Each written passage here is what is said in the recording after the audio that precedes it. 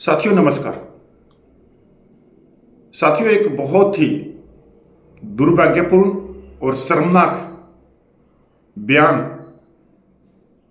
एक पूर्व सैनिक, एक संस्था के हेड, संस्था के अध्यक्ष, जिम्मेवार पद पे बैठे हुए व्यक्ति ने दिया। यह ऑडियो आपके सोशल मीडिया पे घूम भी रही है और आप लोगों ने सुन भी ली होगी। साथियों, 30 लाख पूर्व सैनिक संविधान के दायरे में अपनी समानता और न्याय और स्वाभिमान की मांग कर रहे हैं। ओआरओपी, मिलिट्री सर्विस पे disability pension, premature retirement, x group, सैनिक विधवा माता बहनों की पेंशन विसंगति, इस संविधान के दायरे में जो आवाज, जो शांतिपूर्वक आंदोलन, जो काला दिवस बना रहे, इसको लेकर एक छोटे रैंक के पूर्व सैनिक जो एक संस्था के अध्यक्ष हैं, उन्होंने कहा कि ये देश विरोधी है। पहले आप लोगों ने पता है कि किसानों को देश विरोधी आज भी मीडिया बता रही है। अब हद यह होगी, उन पूर्व सैनिकों को देश विरोधी बताया जा रहा है जिन्होंने अपने जीवन अशोक सितम अपने माथे पे लगा के, किसी ने 15 साल, किसी ने 20 साल, किसी ने 25 साल, किसी ने 32 साल देश की सीमाओं पे खड़े होकर देश की रक्षा करी। दुश्मन की गोलियां अपने सीने पे झेल ली हैं। अगर उन्होंने अपने न्याय और समानता की मांग कर ली तो उनको देश विरोधी और उन्हीं के भाई छोटे रैंक के सैनिक बताए। और यह तो उस राज्य से यह बयान आया है जिस राज्य में 100% बहुत ही ज्यादा पढ़े लिखे व्यक्ति हैं। केरल से, मलयालम में उनकी ऑडियो आई है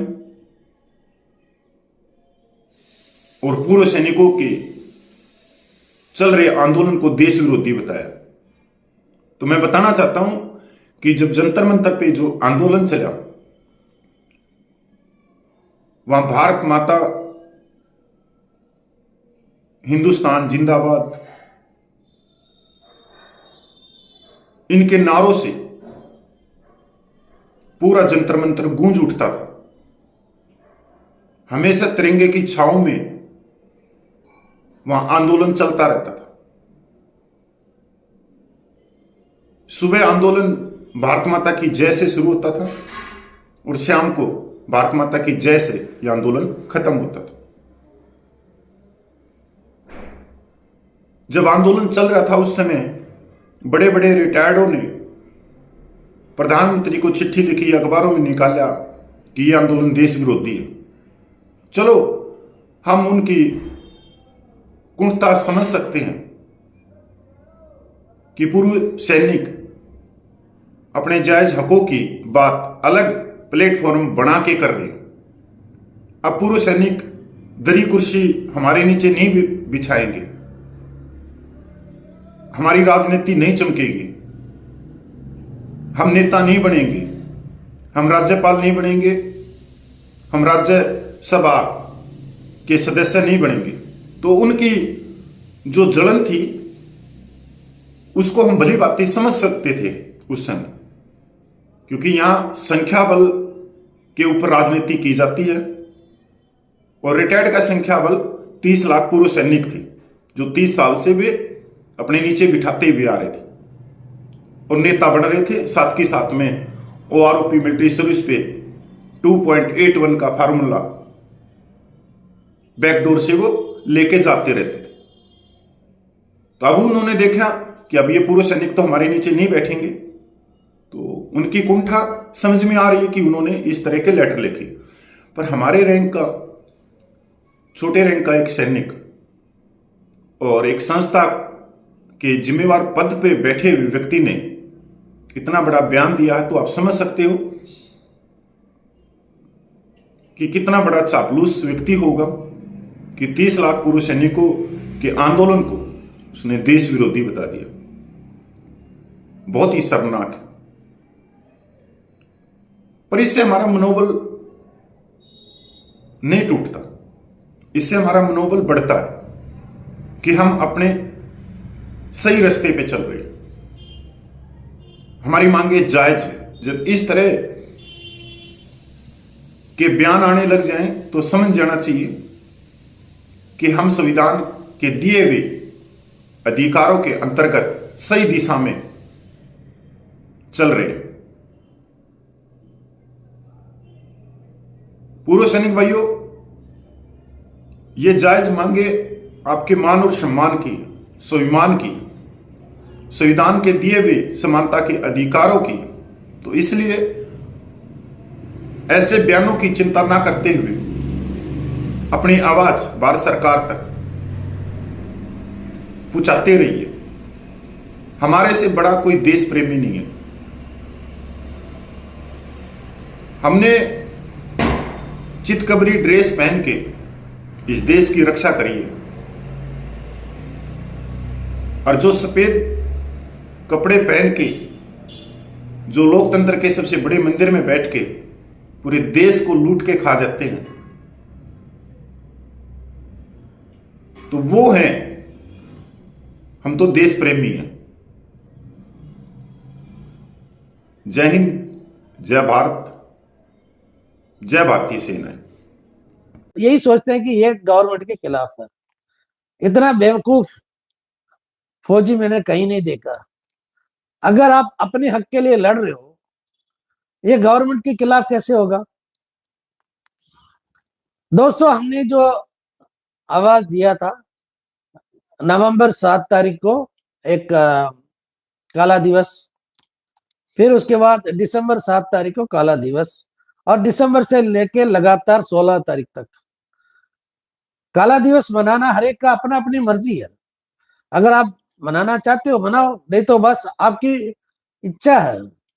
लेकिन अब केरला में उन्होंने एक ऑडियो जो रिलीज किया है, उस ऑडियो में साफ कह रहा कि जो भी काला दिवस मनाने वाले हैं, जिन लोगों ने केरला चीफ मिनिस्टर को जो लेटर दिया है, हम फ्लैग डे को जो है बॉयकॉट कर रहे हैं, हम काला दिवस मनाएंगे ब्लैक डे के दिन, सॉरी फ्लैग डे के दिन।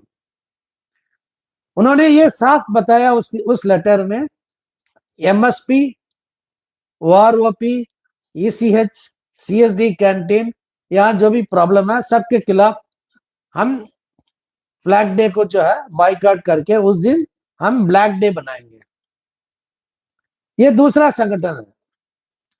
अब पहले वाला संगठन जो है वो रिकॉग्नाइज्ड है। अब ये चक्कर है कि ये आगे क्यों आए, ऑडियो डालने का मतलब क्या है, क्यों ऑडियो निकाला, इसका भी वजह मतलब लोगों को मालूम होना चाहिए ना। ये जिस शख्स ने जो ऑडियो निकाला, उसके जो 4 पर्सन है, या आप चेयरमैन बोलो या कोई भी बता दो, उसके ऊपर कुछ केसेस पेंडिंग है। अगर वो गवर्नमेंट को सपोर्ट नहीं करेगा तो उस केस में ये पकड़ा जाएगा। और कोर्ट में कुछ और लोग जो है दावा किया कि ये संगठन हमारा करके, अब वो भी कोर्ट में पड़ा है। अब इसलिए जो है गवर्नमेंट के खिलाफ कभी नहीं जाएगा ये। भाई आप जो है चाटुकार बनो या बी बूट लेकर कुछ भी करो, लेकिन जो कर रहे हैं उनके खिलाफ बात क्यों करते हो? ये उस ऑडियो में यही साफ बता रहा कि जो भी आंदोलन करेगा ओआरओपी के खिलाफ, मतलब ओआरओपी या ईसीएचएस या किसी चीज के बारे में, वो सब आंदोलनकारी जो है देश विरोधी है, देश विरोधी। और ये कुछ पार्टी के साथ मिले हुए हैं, राजनीति कर रहे हैं। और सबसे बड़ी बात क्या है, इनको फंडिंग कहां से आ रहा है? विदेश से फंडिंग आ रहा है भारत को तोड़ने का। ऐसे घटिया घटिया किस्म के इंसान मैंने कभी नहीं देखा। वो कोई अफसर नहीं है, अपनी जवान है, अपनी जवान है। अरे जाके पूछो उस शहीद परिवार की परिवार से, जाके पूछो जो फैमिली पेंशन लेने वाले से, क्या मिला उनको। हम तो अपने लिए नहीं लड़ रहे हैं ना, हम तो लड़ रहे हैं सबसे पहले उनके लिए। और ऐसे ऐसे लोग जो है हमारे मुहिम 14 महीने का जो मुहिम को तोड़ने वाला यही लोग थे। यही लोग दिल्ली में आके हमारे मुहिम तोड़ने का साजिश रचाया। और उसके साथ और भी कुछ और संगठन है जो मतलब इसको तोड़ने के लिए साजिश किया था। और इसी ग्रुप में से कुछ लोग जो है अपने संगठन को फेडरेशन में भी शामिल करवा लिया, जो क्या बोलते हैं उसको, महादिग्गज वीरांगना संगठन कुछ ऐसे, उसमें भी ये लोग आए थे। इनका जो ये है कि जहां भी बीजेपी पार्टी का जो ग्रुप है वहां जाके चिपक जाएंगे। दोस्तों, हमारा कौन सा विदेश से फंडिंग आता है? हमारा जो है आपस की जो बात है, कुछ भी हो, आपस की बात कहाँ नहीं है। इतना बड़ा संगठन है आईएसएम, आईएसएम संगठन में क्या प्रॉब्लम नहीं है? एक दूसरे के ऊपर मतलब इतना इतना गंदी गाली आईएसएम आईएसएम के जो ऑफिसर्स है ईमेल में दिया, फिर उसके बाद कोर्ट केस किया। तो अभी 4.5 करोड़ से ऊपर उनके पास है, इसके बारे में कोई बात नहीं करता। तो हर चीज मतलब मेरा कहने का मतलब है, आप कहीं भी कोई भी संगठन में जाओ, हमेशा जो है ये प्रॉब्लम रहता है, इसलिए हम इसके पीछे नहीं जाते। लेकिन कौन सा फॉरेन फंडिंग कहां से? एक था एक नायब सूबेदार पगला सिंह, ये पगला सिंह है ना, सारे आंदोलन में जो बैठे थे जंतर मंतर पे, सबको खालिस्तानी बताया उसने, क्योंकि वो भी बीजेपी का आरएसएस कट्टर, वो कट्टर आरएसएस का है। जितने भी आरएसएस और बीजेपी की जो मतलब लोग हैं, उन सब ने हमारे वार ओपी मुहिम को खराब किया था। इसमें सिर्फ अफसर नहीं, अपनी लोग बहुत ज्यादा, अपनी लोग बहुत ज्यादा। एक दूसरे के साथ लड़वाना, एक दूसरे के खिलाफ मेल्स डालना, व्हाट्सएप ग्रुप यूनिवर्सिटी में डालना, ये सब कर करा के जो है मुहिम को खराब किया था। क्योंकि ऐसा मुहिम इस हद तक पहुंच गया था कि गवर्नमेंट 4 बार सोचने लगे। अगर कुछ और दिन अगर चल जाता है ये मुहिम अच्छी तरह, तो हमारे बहुत कुछ चीज जो है क्लियर साफ होना था, साफ होना था। लेकिन इन लोगों ने कर मतलब होने नहीं दिया। चलो ठीक है, कोई बात नहीं, आज नहीं तो कल तो होगा, कल नहीं तो परसों होगा, लेकिन कभी ना कभी हमारे मुहिम, हमारे मकसद पूरा होगा।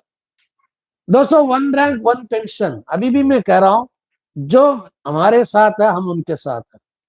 हमारा 1 रैंक 1 पेंशन का मतलब है चीफ ऑफ आर्मी स्टाफ का जो पेंशन है 1,25,000 रुपए, उसमें परसेंटेज के हिसाब से सबको मिलना चाहिए, तभी ये असली वार ओपी मुमकिन है, नहीं तो नामुमकिन। मैं लिख के दे रहा हूं, कोई भी पढ़े लिख के आदमी हो या कोई भी कहते हैं ना IDs, Indian defence account service का आईएएस की बराबर है ये सब। कोई भी आईडीएस ऑफिसर हो या आईएएस ऑफिसर हो, मेरे सामने आके बैठ के बात करो कि जो फार्मूला मैं बताता हूं उसमें खर्चा है इनिशियल में, बाद में वो खर्चा कम हो जाएगा। लेकिन ये मैक्सिमम मिनिमम हर 4 साल के बाद करते जाएंगे ना, आप कभी भी किसी को भी 1 रैंक 1 पेंशन दे नहीं सकते हो। इतना तो गारंटी के साथ मैं बताता हूं, आप लिख के रख लो। कल को मैं रहूं या ना रहूं और 10 वार ओपी आने दो, फिर भी नहीं मिलेगा किसी को पूरा वार ओपी अभी जंतर मंतर में बैठने के लिए जो है हमारे नायक हरपाल सिंह ने भी शर्तें नहीं रखा, कोई भी आंदोलन शुरू करो हम साथ देंगे। लेकिन जहां तक तमिलनाडु का सवाल है, जितने लोग हम आए थे वहां पे, हम पहले अपना घर साफ करेंगे, हम लड़ेंगे अपने घर से, लेकिन दिल्ली में साथ देंगे सबको, लेकिन लड़ना है सबको। जो दिल्ली में 14 महीने घर के अंदर सो रहे थे ना, दिल्ली, राजस्थान, हरियाणा, हर जगह से, पहले आप लोग आके बैठ जाओ, कुछ लोग अपनी अपनी स्टेट में करो, काला दिवस मनाते जाओ, इसका पब्लिसिटी दे दो। ये जो है ना बकवासबाजी यूट्यूबर के पीछे अगर जब तक भागते रहोगे ना, तब तक आपको कुछ भी नहीं मिलेगा, कुछ नहीं मिलेगा। क्योंकि आप आपको मतलब सी बना के वो तो अपना आराम से रोटी सेक रहे हैं। अगर आपको असली ओआरओपी यानी कि परसेंटेज के हिसाब से अगर ओआरओपी चाहिए तो आपको आगे आना पड़ेगा। अगर नहीं आओगे तो आपको भगवान भी नहीं बचा सकता। जय हिंद, वंदे मातरम, भारत माता की जय। मेरा अगला वीडियो सतबीर सिंह के लिए है, डिसेबिलिटी के बारे में उसने जो बताया, वो भी मैं उसका भी वीडियो निकालूंगा। जय हिंद, वंदे मातरम।